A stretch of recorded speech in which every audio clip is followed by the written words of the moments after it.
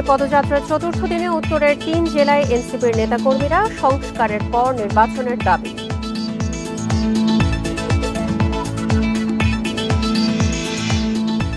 বর্তমান পরিস্থিতিতে নির্বাচন নিয়ে সংশয়ে জামায়াতের আমির, কিছুক্ষণের মধ্যে যোগ দেবেন রংপুরের জনসভায়।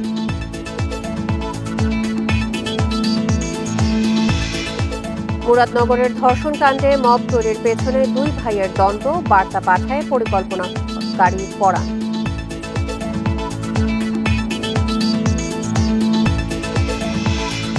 যশোরে 3 জনের ওপর অ্যাসিড নিক্ষেপের ঘটনায় অভিযুক্তদের খুঁজছে পুলিশ, মামলা হয়নি এখনো।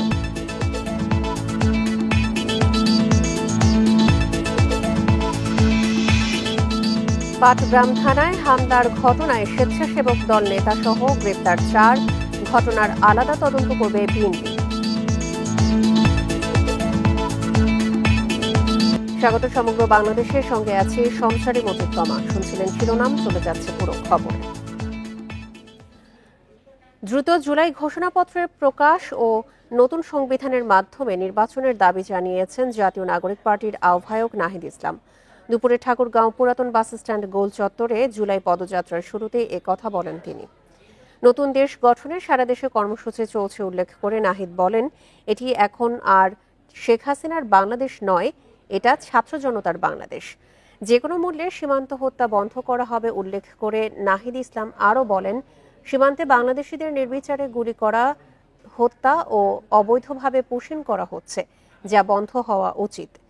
এর আগে সকালে পঞ্চগড়ে আটোয়ারী উপজেলায় জাতীয় নাগরিক পার্টি উপজেলা কার্যালয় উদ্বোধন করা হয়। বিকেলে দিনাজপুরে জনসভায় যোগ দেবেন এনসিপি নেতারা।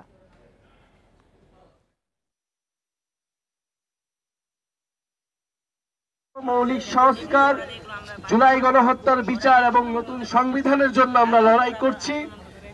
অবশ্যই জুলাই আগস্টের মধ্যেই জুলাই ঘোষণাপত্র দিতে হবে এবং এর সাংবিধানিক ভিত্তি থাকবে এই জুলাই ঘোষণাপত্রের।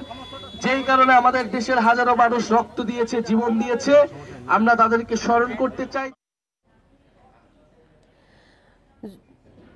গণঅভ্যুত্থানের বর্ষপূর্তিতে উত্তরাঞ্চলে জুলাই পদযাত্রার চতুর্থ দিনে দিনাজপুরে জনসভায় যোগ দেবেন এনসিপি নেতারা। এই নিয়ে আরো জানাতে দিনাজপুর থেকে যোগ দিচ্ছেন আমাদের সহকর্মী ASM আলমগীর।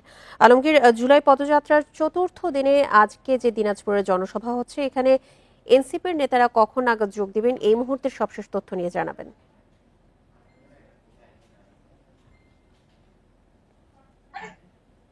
হ্যালো, আমি এখন আছি দিনাজপুরের সেতাবগঞ্জে। এখানে আপনার জাতীয় নাগরিক পার্টির এই দিনাজপুর প্রোগ্রামের অংশ হিসাবে দিনাজপুরের শেষ সীমান্ত সেতাবগঞ্জ উপজেলা, এই সেতাবগঞ্জ উপজেলায় এখানে একটি পথসভা আয়োজন করেছিল এখানকার স্থানীয় উপজেলা নাগরিক কমিটি। কিন্তু অনিবার্য কারণবশত তাদের যে রুট প্ল্যান ছিল সেই রুট প্ল্যানটি তারা পরিবর্তন করে অন্য পথ দিয়ে তারা ঠাকুরগাঁও পীরগঞ্জের প্রোগ্রাম শেষ করে তারা অন্য পথ দিয়ে দিনাজপুরে প্রবেশ করার কারণে এখানকার প্রোগ্রামটি স্থানীয় নেতৃবৃন্দ স্থগিত করেছেন। যার কারণে এখানকার এই নেতৃবৃন্দ তারা সকলে এখন দিনাজপুরের উদ্দেশ্যে রওনা করছেন। আপনারা জানেন যে দিনাজপুরের পার্শ্ববর্তী যে উপজেলা ঠাকুরগাঁও, সেই ঠাকুরগাঁও উপজেলাতে নাগরিক কমিটির একটি অনাকাঙ্ক্ষিত যে ঘটনা ঘটে, সেই ঘটনার প্রেক্ষিতে আসলে এখানকার এই রুটটি পরিবর্তন হয়েছে বলে আমরা জানতে পেরেছি। কারণ সকল নেতাকর্মী তারা সকলে একযোগে তারা দিনাজপুরের উদ্দেশ্যে রওনা করছেন। দিনাজপুরে তাদের যে পরবর্তী যে বিশাল জনসভার আয়োজন করা হয়েছে, সেখানে ইনস্টিটিউট মাঠে বিকেল 5টায় এখানে নাগরিক কমিটির জনসভা আছে। সেই নাগরিক কমিটির জনসভায় নাগরিক কমিটির যে নেতৃবৃন্দ রয়েছে তারা এখানে বক্তব্য রাখবেন। তো এখানে এই ছিল দিনাজপুরের সেতাবগঞ্জ থেকে সর্বশেষ অবস্থা। দিনাজপুরের জনসভার সবশেষ তথ্য জানাচ্ছিলেন আমাদের সহকর্মী। রংপুরে জামায়াতের সমাবেশ চলছে। প্রায় 17 বছর পর সমাবেশ ঘিরে সকাল থেকে জিলা স্কুল মাঠে জড়ো হন নেতাকর্মীরা। কিছুক্ষণের মধ্যে সেখানে বক্তব্য রাখবেন দলের আমির ডাক্তার শফিকুর রহমান এবং ATM আজহারুল ইসলাম সহ কেন্দ্রীয় ও স্থানীয় নেতারা। আগামী সংসদ নির্বাচনে বৃহত্তর রংপুরের 33টি আসনে দলকে জয়ী ও উজ্জীবিত করার পাশাপাশি পুরো বিভাগের মানুষের কাছে জামায়াতের পরিকল্পনার বিষয়ে বার্তা পৌঁছে দেওয়ার কথা জানান দলের নেতারা।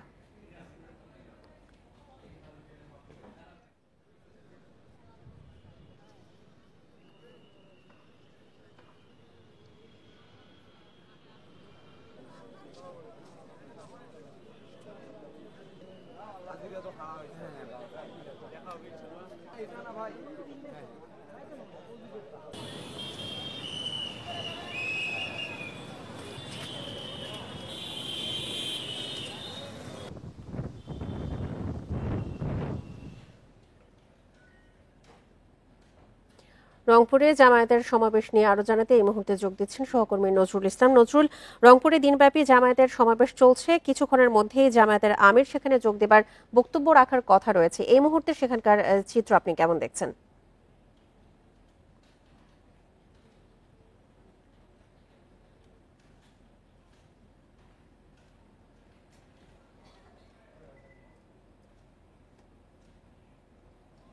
নজরুল, আপনি কি শুনতে পাচ্ছেন? নজরুল, এই মুহূর্তে সেখানকার পরিস্থিতি কি অবস্থা দেখতে পাচ্ছেন আপনি?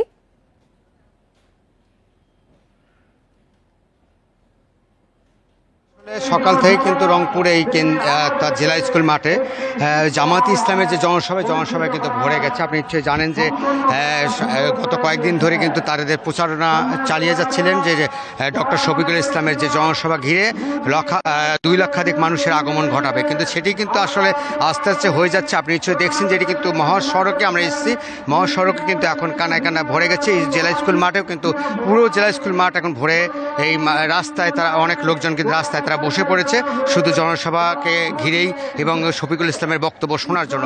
ইতিমধ্যে আমরা জেনেছি যে রংপুর যে জনসভা হচ্ছে, এই জনসভায় এটিএম আজহার ইসলাম সেনী এসছেন এবং কেন্দ্রীয় নেতৃবৃন্দ আসছেন, শিবির নেতা আসছেন, সমস্ত নেতৃবৃন্দ কিন্তু তারা মঞ্চে এখন আছেন, তারা বক্তব্য দিচ্ছেন। আপনি নিশ্চয়ই জানেন যে এই জনসভাটা ঘিরে কিন্তু 33টি আসনের যে যারা নির্বাচন করবেন তাদের প্রার্থিতা ঘোষণা করা হয়েছে। ইতিমধ্যে আমরা নাম শুনেছি, কিন্তু তারা বিভিন্ন জায়গাতে বিভিন্ন উপজেলাতে যারা নির্বাচন করবেন 33টা আসনে তাদের নাম ঘোষণা করা হয়েছে এবং তারা অনেকে আগ্রহী আছেন যে ডক্টর শফিকুল ইসলাম এসে তিনি কি মেসেজ দেবেন, তার মেসেজের অপেক্ষা এবং তার কথা শুনবেন, এটি আসলে বলছেন। আমরা দেখেছি যে বিভিন্ন জায়গায় কিন্তু নারীরাও বিভিন্ন জায়গাতে তাদেরকে স্থান করে দেওয়া হয়েছে, নারীরাও সেখানে আছেন। আপনি দেখছেন যে এটি কিন্তু সড়ক, এই সড়কে কিন্তু মানুষ অর্থাৎ জনসভায় যাবার জন্য তারা কিন্তু অর্থাৎ ছুটছেন, কিন্তু সেখানে যেতে পারছেন না। অর্থাৎ জনসভা মঞ্চে কিন্তু ঢোকার মতো কোনো পরিবেশ নেই, কারণ সেখানে কিন্তু লোকজন একদম ভরে গেছে। আপনি বলতে পারি যে হাজার হাজার জনতা কিন্তু আসছেন তারা এই জনসভাকে ঘিরে। তারা বলছেন যে শহীদের রক্ত, অর্থাৎ রংপুরের বিভাগে যারা শহীদ হয়েছে, অর্থাৎ যারা এই ছাত্র আন্দোলনে, তাদের দোয়া মাগফিরাত করছেন এবং বিভিন্নভাবে তারা কিন্তু জানান দিচ্ছেন। আপনি নিশ্চয়ই জানেন যে এই জনসভাকে ঘিরে পুরো বিভাগের মানুষ কিন্তু সেখানে আসছেন, অর্থাৎ এই করা হয়েছে। এই জনসভাকে সাফল্যমণ্ডিত করার জন্য কিন্তু এই সব লাখো মানুষের কিন্তু সমাগম হয়েছেন। আপনি নিশ্চয়ই জানেন যে এই জনসভায় এখন পর্যন্ত আমরা দেখেছি যে বিভিন্ন প্রান্ত থেকে মানুষ তারা আসছেন, অর্থাৎ ছোট বাচ্চা থেকে আরম্ভ করে বিভিন্ন মানুষ কিন্তু তারা আসছেন। সেক্ষেত্রে আমরা যেটা দেখেছি যে এই মানুষগুলো তারা মেসেজ দিতে আসছেন যে এত বছর, অর্থাৎ 17 বছর তারা এই জনসভা করতে পারেননি, 17 বছর পর তারা ফিরে এসছেন মাঠে এবং 17 বছর পরে তারা কিন্তু এই জনসভা মিলিত হয়েছে।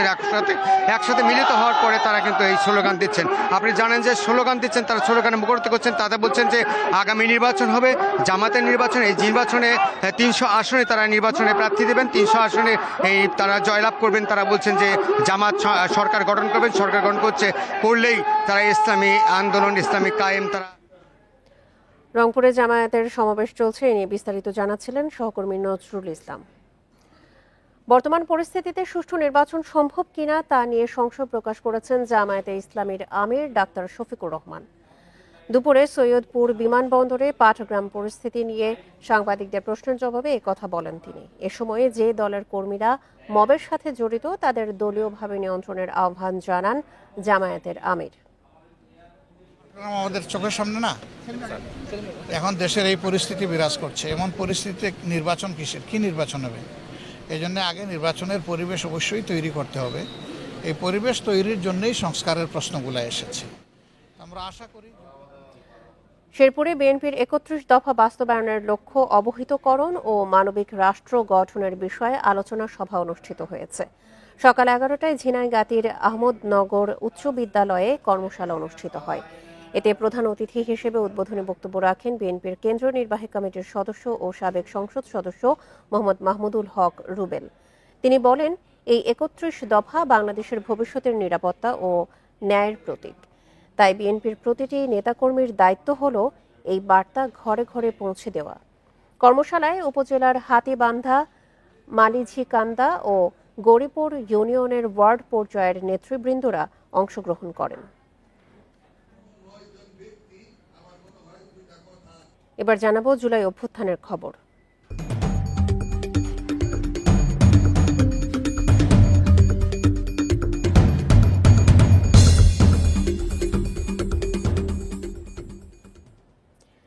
এক বছর পার হতে চলেও স্বাভাবিক অবস্থায় ফিরতে পারেনি সাতক্ষীরায় জুলাই অভ্যুত্থানের শহীদ পরিবারের সদস্যরা। এছাড়া আহতদের অনেকেই এখনও হননি পুরোপুরি সুস্থ। আবার জুলাই যোদ্ধাদের সরকারি সহায়তাও পর্যাপ্ত নয় বলে অভিযোগ অনেকের। গত বছরের জুলাইয়ে শেখ হাসিনার কোটা সংস্কার আন্দোলন নিয়ে বিরূপ মন্তব্যের পর সারা দেশের মতো উত্তাল হয়ে ওঠে সাতক্ষীরা। আওয়ামী লীগ সন্ত্রাসী ও পুলিশি বাধার মুখেই রাস্তায় নামে ছাত্র জনতা। ঘটনার এক বছরেও প্রিয়জনদের হারানোর ক্ষত বয়ে বেড়াচ্ছেন শহীদ পরিবারের সদস্যরা। অনেকে উপার্জনক্ষম একমাত্র ব্যক্তিকে হারিয়ে কষ্টে দিন পার করছেন। যতটুকু আর্থিক সহায়তা মিলেছে তা যথেষ্ট নয় বলে দাবি অনেকের। গুলি করলে আমার ছেলে জায়গায় পড়ে গেল, গুলি মাথার থেকে বেরোয়নি, মারা গেল। দোতলা বিল্ডিং এর থেকে এলো পাতাড়ি গুলি করি আমার সন্তান হাফেজ আনাস বিল্লাহকে জায়গায় শহীদ করে দেয়। 5 আগস্ট বিজয় মিছিলে যায়, আমার লোক আমার স্বামীকে গুলি করে নিহত করেন। আর 3টি বাচ্চা, আমি 3টি বাচ্চা নিয়ে খুব কষ্টে আছি। শহীদ পরিবারের সদস্য ও আহতদের পর্যাপ্ত সরকারি সহযোগিতার দাবি জানিয়েছেন বৈষম্য বিরোধী ছাত্র আন্দোলনের নেতারা। যারা এই আন্দোলনে আহত হয়েছে তাদের জন্য সুচিকিৎসা হয়, তারা যাদেরকে ভাতার যোগ্য, যাদের আর কোনো কর্মক্ষম নাই, তারা কোনো কিছু খেতে পারবে না, তার গভর্নমেন্ট বর্তমান সরকার বা ভবিষ্যতে যে সরকারে আসুক তাদেরকে যেন অবহেলা না করায়, তাদের জন্য যথাযথ সম্মান দেওয়া হয়। জুলাই যোদ্ধাদের সব ধরনের সহায়তার আশ্বাস দিয়েছে স্থানীয় প্রশাসন। উপজেলা প্রশাসনের পক্ষ থেকে নিয়মিত তাদের সঙ্গে যোগাযোগ রাখার চেষ্টা করি এবং তাদের যে কোনো ধরনের সুযোগ সুবিধা সেটা আমরা অগ্রাধিকার ভিত্তিতে সমাধানের চেষ্টা করে থাকি। সাতক্ষীরায় জুলাই অভ্যুত্থানে গেজেটভুক্ত আহত যোদ্ধা 107 জন, শহীদ 4 জন তালিকাভুক্ত হলেও সে সংখ্যা 5। Independent news. কুমিল্লার মুরাদনগরের ধর্ষণ কাণ্ডে মব তৈরির পেছনে 2 ভাইয়ের দ্বন্দ্ব। ইমোতে বার্তা পাঠায় মূল পরিকল্পনাকারী শাহপরান। বড় ভাই ফজর আলীকে ফাঁসাতে পরিকল্পিতভাবে এই ঘটনা ঘটায় তারই ছোট ভাই শাহপরান। রাজধানীর কারওয়ান বাজারে সংবাদ সম্মেলনে এসব তথ্য জানায় র্যাব। গত 26 জুন কুমিল্লার মুরাদনগরের এক নারীকে নির্যাতনের ভিডিও ভাইরাল হয় সামাজিক যোগাযোগ মাধ্যমে। তাতে দেখা যায় একদল মানুষ ওই নারীকে মারধর করছে। এ ঘটনায় মামলা করেন ভিকটিম নারী। গ্রেপ্তার হয় নির্যাতনকারী ফজর আলী। তবে মব সৃষ্টির ঘটনা থেকে যায় অনেকটা আড়ালে। ধর্ষণকাণ্ডে মূল হোতা শাহপরানকে বৃহস্পতিবার কুমিল্লার বুড়িচক থেকে গ্রেপ্তার করে র্যাব। মবটা যারা করেছে, যারা এই সোশ্যাল মিডিয়াতে এই ভিডিওটাকে ভাইরাল করেছে, তাদের কয়েকজন ধরা পড়ল। এটার যে উস্কানিদাতা তিনি ধরা পড়েননি। একটা চৌকস অভিযানিক দল গতকাল এই শাহপরানের যে রহস্যটা সেটা আমরা জানার পর তাকে আমরা গতকাল কুমিল্লা থেকেই অ্যারেস্ট করা হয়। র্যাব জানায় ভুক্তভোগী নারীকে উত্ত্যক্ত করতেন ফজর আলী ও তার ভাই শাহপরান। এ নিয়ে 2 ভাইয়ের শুরু হয় দ্বন্দ্ব। পরে সালিশে ছোট ভাই শাহপরানকে মারধর করেন ফজর আলী। এর জেরে 26 জুন রাতে ফজর আলী যখন ওই নারীর ঘরে যান তখন ইমোতে বার্তা দিয়ে লোক জড়ো করেন শাহপরান। তাতে দেখা যায় একদল মানুষ ওই নারীকে মারধর করছে। এই ফজর আলী যে কিনা ধর্ষক হিসাবে অ্যারেস্টেড, সে এই ভিকটিমের মাকে সুদের বিনিময়ে 50,000 টাকা ধার দেয়। তো সেই ধারের টাকা আদায় করার জন্যই মাঝে মাঝে তাদের বাসায় যেত। ঘটনার দিনও তেমনি এই টাকা আদায়ের সূত্র ধরেই তিনি ওই বাসায় গিয়েছিলেন রাতের বেলা। এ ঘটনায় জড়িত বাকিদের ধরতে অভিযান চলমান বলে জানিয়েছে র্যাব। নূরে জান্নাত, ইন্ডিপেন্ডেন্ট নিউজ, ঢাকা। কুমিল্লায় ধর্ষণ সহ সারা দেশে চাঁদাবাজি, ভূমি দখল, মন্দির ভাঙচুরের প্রতিবাদে গাজীপুরে বিক্ষোভ মিছিল ও মানববন্ধন করেছেন হিন্দু মহাজোটের সদস্যরা। সকালে জেলা প্রশাসক কার্যালয়ের সামনে বাংলাদেশ জাতীয় হিন্দু মহাজোট ও ছাত্র মহাজোটের উদ্যোগে এই কর্মসূচি পালিত হয়েছে। এ সময় বক্তারা বলেন, অভিযুক্তদের দ্রুত আইনের আওতায় এনে দৃষ্টান্তমূলক শাস্তি নিশ্চিত করার পাশাপাশি সংখ্যালঘুদের অধিকার নিশ্চিতে সরকারকে সচেষ্ট হতে হবে। এ সময় সুষ্ঠু ভোটের জন্য নির্বাচন ব্যবস্থা সংস্কারের দাবিও তোলেন তারা। এর আগে জেলা প্রশাসক কার্যালয়ের সামনের রাজবাড়ী সড়কে বিক্ষোভ মিছিল করেন তারা।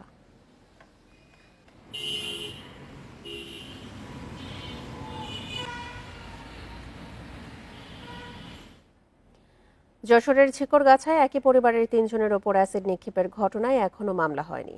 এ ঘটনায় অভিযুক্তকে আটকের চেষ্টা চালাচ্ছে পুলিশ। বৃহস্পতিবার রাতে উপজেলার গদখালি গ্রামে অ্যাসিড ছোড়ার ঘটনায় দগ্ধ হন একই পরিবারের ৩ জন। পুলিশ জানিয়েছে, মঠবাড়ি গ্রামের জসিমউদ্দিন পাশের গদখালি গ্রামের রিপাকে কিছুদিন ধরে বিয়ের প্রস্তাব দিয়ে আসছিল, কিন্তু রিপা রাজি না হওয়ায় গত রাতে তাদের বাড়ির জানালা দিয়ে অ্যাসিড ছুড়ে মারে জসিম। এতে রিপা খাতুন, ভাই ইয়ানুর ও রিপার মা রাহেলা বেগম দগ্ধ হন।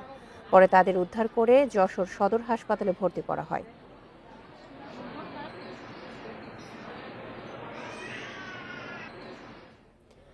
লালমনিরহাটের পাটগ্রাম থানায় হামলার ঘটনায় স্বেচ্ছাসেবক দলের নেতাসহ 4 জনকে গ্রেপ্তার করেছে পুলিশ। বৃহস্পতিবার রাতে ইউনিয়ন স্বেচ্ছাসেবক দলের সাংগঠনিক সম্পাদক মাহিদুল ইসলাম মানিক সহ 4 জনকে গ্রেপ্তার করা হয়। পুলিশ জানায়, সিসিটিভি ফুটেজ পর্যালোচনা করে জড়িতদের শনাক্ত করা হচ্ছে। এই ঘটনায় 27 জনের নাম উল্লেখ সহ অজ্ঞাত 300 থেকে 400 জনকে আসামি করে মামলা করা হয়। অপ্রীতিকর পরিস্থিতি এড়াতে ওই এলাকায় আজও মোতায়েন রয়েছে অতিরিক্ত আইনশৃঙ্খলা বাহিনীর সদস্য। বুধবার রাতে পাটগ্রাম থানায় হামলা চালিয়ে 2 আসামিকে ছিনিয়ে নেয় দুর্বৃত্তরা। এ সময় পুলিশ সহ আহত হয় 20 জন।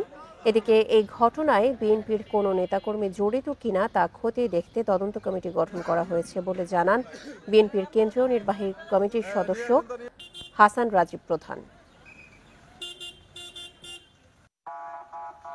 সব সময় প্রশাসনকে সহযোগিতা করতে চাই, আমরা এই সরকারকে সহযোগিতা করতে চাই। তদন্ত হোক, যদি তদন্ত প্রমাণ পাওয়া যায় আমাদের নেতাকর্মীর বিরুদ্ধে ব্যবস্থা নিতে পারে, আমরা তাদেরকে অন করব না। কুমিল্লার মুরাদনগরে গণপিটুনিতে 2 নারী সহ একই পরিবারের 3 জন নিহতের ঘটনায় এখনো কোনো মামলা হয়নি। এদিকে গতকালের ঘটনার জেরে করইবাড়ি গ্রাম ও বাজারে থমথমে পরিস্থিতি বিরাজ করছে। অপ্রীতিকর পরিস্থিতি এড়াতে ঘটনাস্থলে অতিরিক্ত পুলিশ মোতায়েন করা রয়েছে। পুলিশ বলছে, জড়িতদের গ্রেপ্তারে অভিযান অব্যাহত রয়েছে। মামলা দায়ের প্রক্রিয়াধীন। এদিকে 3টি মরদেহ কুমিল্লার মেডিকেল কলেজের মর্গে রয়েছে।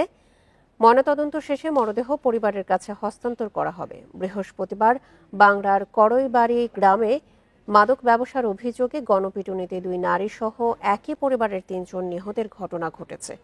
এ সময় গুরুতর আহত হন আরও একজন। তবে মাদক ব্যবসার অভিযোগ অস্বীকার করেছে নিহতদের স্বজনরা। ঘটনার বিষয়ে ভিকটিমের পরিবারের সাথে যোগাযোগ হয়েছে। তারা ঘটনা সংশ্লিষ্ট বিষয়ে এজাহার দায়ের করবে অদ্যই, এবং এজাহার দায়ের করলে আমরা মামলা রুজু করব এবং আসামি গ্রেপ্তারের জন্য অভিযান অব্যাহত আছে। অব্যবস্থাপনা ও নানা অনিয়মে দুর্ভোগের প্রতিষ্ঠানে পরিণত হয়েছে রংপুর মেডিকেল কলেজ হাসপাতাল। রোগী ও স্বজনদের অভিযোগ, নজরদারির অভাবে উত্তরাঞ্চলের সবচেয়ে বড় এই হাসপাতালটি এখন দখলদারদের দখলে। প্রতিটি জায়গায় টাকা ছাড়া মেলে না কোনো সেবা। এছাড়া নোংরা পরিবেশ দুর্ভোগ বাড়িয়েছে আরও বেশি। রংপুর মেডিকেল কলেজ হাসপাতাল আশপাশের বিভিন্ন জেলার চিকিৎসার ভরসাস্থল। তবে নানা অনিয়মে হাসপাতালটি এখন রোগীদের কাছে দুর্ভোগের স্থান। রোগী ও স্বজনদের অভিযোগ, দালালদের দৌরাত্মে প্রতি জায়গাতে হতে হয় নাজেহাল। ভর্তি থেকে শুরু করে সব জায়গাতেই দিতে হয় টাকা।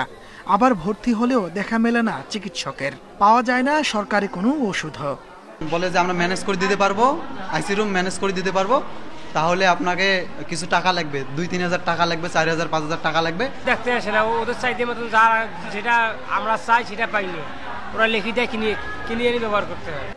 শুধু তাই নয়, পরিষ্কার পরিচ্ছন্নতার অভাবে পুরো হাসপাতালই হয়ে উঠেছে অস্বাস্থ্যকর। এসব বিষয়ে নজরদারি ও অব্যবস্থাপনাকে দুষছেন রোগীর স্বজনরা। বেড পাইতেছি না, তাহলে ফ্যান লাইট এগুলো তো অনেক সমস্যা আছে। বিশেষ করে আমাদের কথা হচ্ছে যে আমরা এই মেডিকেল দুর্নীতিমুক্ত আমরা চাই। অল্প কিছু টাকা দিয়ে আমি তাদেরকে ভর্তি করাইছি, এখন এতটুকু যদি আমি না দেই তাহলে তারা কোনো প্রকার অ্যালাউ করতেছে না। এর সঙ্গে আনসাররাও জড়িত। হাসপাতাল পরিচালক বলছেন, ধারণ ক্ষমতার বেশি রোগীর চিকিৎসা দিতে হিমশিম খেতে হয়। এছাড়া অনিয়মের কোনো অভিযোগ পেলে ব্যবস্থা নেওয়ার আশ্বাস দিয়েছেন তিনি। পরিষ্কার পরিচ্ছন্ন কর্মীর স্বল্পতা আছে। আমাদের সরকারি এবং আউটসোর্সিং দুইটা মিলে আমাদের যেই পরিমাণ পরিচ্ছন্ন কর্মী আছে সেটা হলো আসলে প্রয়োজনের তুলনায় খুবই কম। যে অনেক ক্ষেত্রে হয়তো বা কোনো এক শ্রেণী কিছু সুযোগ সুবিধা নেওয়ার চেষ্টা করে। আপনি বললেন যেহেতু আমি ব্যাপারটা দেখব যে যদি কি এরকম থাকে যে এখানে মধ্যস্থতা করছে টাকার বিনিময়, সেটা আমি অবশ্যই দেখে আমি যথেষ্ট ব্যবস্থা নিব। 1000 শয্যার রংপুর মেডিকেলে গড়ে রোগী ভর্তি থাকে 2500-এর বেশি। দালালদের দৌরাত্ম্য ও ভোগান্তি কমাতে দ্রুত কার্যকর ব্যবস্থা নেওয়ার দাবি রোগীদের। Independent news. দখলের কবলে বরগুনা পটুয়াখালীর রাখাইন জনগোষ্ঠীর শ্মশান উপাসনালয়। মুজিব আবাসন প্রকল্প এবং পাওবো ও প্রভাবশালী মহলের বিরুদ্ধে দখলের অভিযোগ রাখাইনদের। রাজনৈতিক প্রভাব খাটিয়ে কয়েক দশক ধরেই ভূমিদস্যুরা রাখাইন পল্লীর জমি দখল করছে অভিযোগ তাদের। 1784 সালে প্রথম রাখাইন জনবসতি গড়ে ওঠে বাংলায়। আরাকান থেকে বঙ্গোপসাগর হয়ে বঙ্গে আসে এই জনজাতি। বরগুনার তালতলী লাউপাড়া গ্রামে 13টি রাখাইন পাড়া রয়েছে। 3 বছর আগে নিদ্রা খাল ঘেঁষা 1.5 একরের শ্মশান ঘাটের শবদেহ রাখার জায়গায় গড়ে তোলা হয়েছে একটি বাড়ি। এই ঘরটা কবে হয়েছে? ঘরটা হয়েছে 2 বছর প্লাস। অগজতি কয় সরকারে যা আমরা উড়াইছে, আমরা বাধা দিয়েও তো হয়ে শুনে না। ছোটবগি ইউনিয়নের ঠাকুরপাড়ায় রয়েছে প্রাচীন শ্মশান, সেখানে আছে বহু কবর। রাখাইন প্রতিনিধিরা বলছেন 74% শ্মশান দখলের থাবায় টিকে আছে মাত্র 15%। 74% জায়গা জমি। তো এটার এখন নিয়ে সংকটটা কি নিয়ে? সংকটটা হইলে আবার একটু আস্তে আস্তে কমতে গেছে। আমি শ্মশান খাই না খাই, এটা আমরা মাপিয়ে দেখেন, মাপিয়ে যদি আমরা পান আমার কোনো আপত্তি নেই, আমরা নিয়ে যাই। কুয়াকাটার কালাচানপাড়ার 2.5 একর শ্মশান দখল করে চলাচলের রাস্তা বন্ধ করে দেয়া হয়েছে। দখলের থাবায় কুয়াকাটার 250 বছরের পুরনো শ্রীমঙ্গল বৌদ্ধবিহারের জমিও। কলাপাড়ার বালুচরে আটকে পড়া কয়েকশো বছরের পুরনো আলোচিত নৌকাটি প্রদর্শনীর জন্য রাখা হয়েছে বিহারের জায়গায়। রাস্তা থেকে 25 ফুট তারা দাবি করতেছে, বলে যে এই বিহারের মধ্যেও তাদের পানি উন্নয়ন বোর্ডের জায়গা রয়েছে। এখন আমাদের কথা হচ্ছে পানি উন্নয়ন বোর্ড তো বাংলাদেশ স্বাধীন হওয়ার অনেক পরে আসছে, কিন্তু বাংলাদেশ স্বাধীন হওয়ারও অনেক আগে, আমরা 100-150 বা 200 বছর আগে আমাদের এই প্রতিষ্ঠান। আদিবাসী অধিকার কর্মীদের দাবি কয়েক দশক ধরেই দখল হচ্ছে রাখাইনদের উপাসনালয় ও শ্মশান। শ্মশানগুলা, তারপর ওই যে আমাদের পুকুরগুলা, তারপর আপনার ওই যে বৌদ্ধ বিহারগুলা, এগুলো তো এইভাবে ভুয়া কাগজপত্র সৃষ্টি করে মানে দখল নিয়ে যাইতেছে। নগরায়নের ফলে জমি জমার দাম বেড়েছে এখানে, তো সেই কারণে এই যে যারা ভূমি দখলের সাথে জড়িত ওই চক্রটা আরও বেশি তৎপর হচ্ছে, যে জমি জমার দাম বাড়ার কারণে এই 60-এর দশক থেকে এখন পর্যন্ত চলমান আছে। কুয়াকাটায় একসময় 220টি রাখাইন পল্লীর বাসিন্দা ছিল কয়েক লাখ, তবে বর্তমানে 40টি পল্লীতে থাকে মাত্র 2500 Rakhine. Shahriar Anirban, independent news, Dhaka. কিশোরগঞ্জের ঐতিহাসিক পাগলা মসজিদে দানকারীদের সুবিধার্থে অনলাইন ডোনেশনের ব্যবস্থা করেছে মসজিদ কর্তৃপক্ষ। বেলা 11টায় মসজিদ প্রাঙ্গণে আনুষ্ঠানিকভাবে ওয়েবসাইট ও অনলাইন ডোনেশনের উদ্বোধন করেন মসজিদ কমিটির সভাপতি ও জেলা প্রশাসক ফৌজিয়া খান। এ সময় তিনি জানান, এখন থেকে ঘরে বসেই যে কেউ দান করতে পারবেন এই মসজিদে। প্রবাসী ও দেশের দূর দূরান্তের দানকারীদের সুবিধার্থে এই উদ্যোগ নেওয়া হয়েছে। পাগলা মসজিদের দান বাক্সে প্রতি 3 থেকে 4 মাস পর পাওয়া যায় কয়েক কোটি টাকা। এছাড়াও বিপুল পরিমাণ স্বর্ণালংকার ও বিদেশি মুদ্রা মিলে দান বাক্সে। দানের অর্থ দিয়ে মসজিদের স্থানে আন্তর্জাতিক মানের কমপ্লেক্স বানানোর কাজে ব্যয় হবে বলে জানিয়েছে কর্তৃপক্ষ।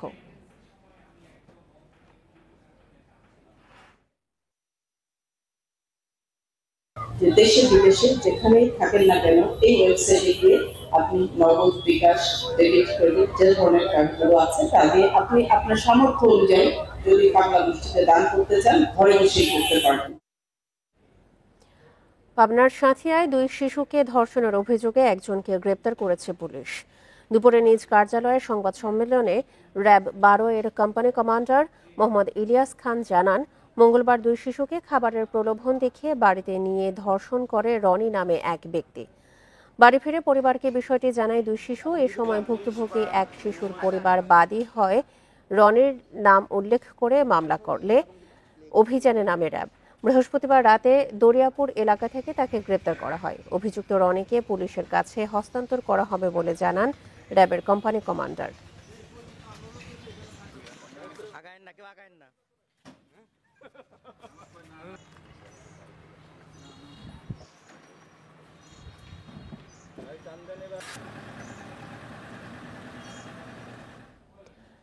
বেনাপোল স্থলবন্দর থেকে 20টি বাংলাদেশি পাসপোর্ট সহ ভারতীয় ট্রাক চালককে আটক করা হয়েছে। রাতে বন্দরের কার্গো ইয়ার্ড টার্মিনাল থেকে তাকে আটক করে আনসার সদস্যরা। স্থলবন্দরের আনসার বাহিনীর PCHM হেলালুজ্জামান জানান, গোপন সংবাদের ভিত্তিতে টার্মিনাল থেকে ভারতের ট্রাক চালক বেচারাম প্রামাণিককে আটক করা হয়। এ সময় তার সঙ্গে থাকা ব্যাগে তল্লাশি চালিয়ে 20টি বাংলাদেশি পাসপোর্ট জব্দ করা হয়। এসব পাসপোর্টে সার্বিয়ার ভিসা লাগানো ছিল।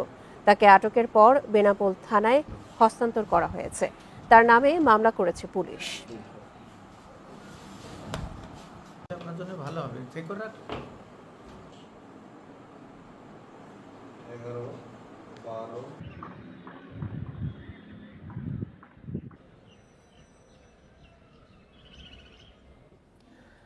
পাক ভারত উপমহাদেশের মানুষ বিক্রি, আত্মবিক্রি ও দাসখতের নিবন্ধিত দলিল উদ্ধার হয়েছে, যা কয়েকশো বছরের পুরনো, বৈচিত্র্যপূর্ণ ও কালের সাক্ষী।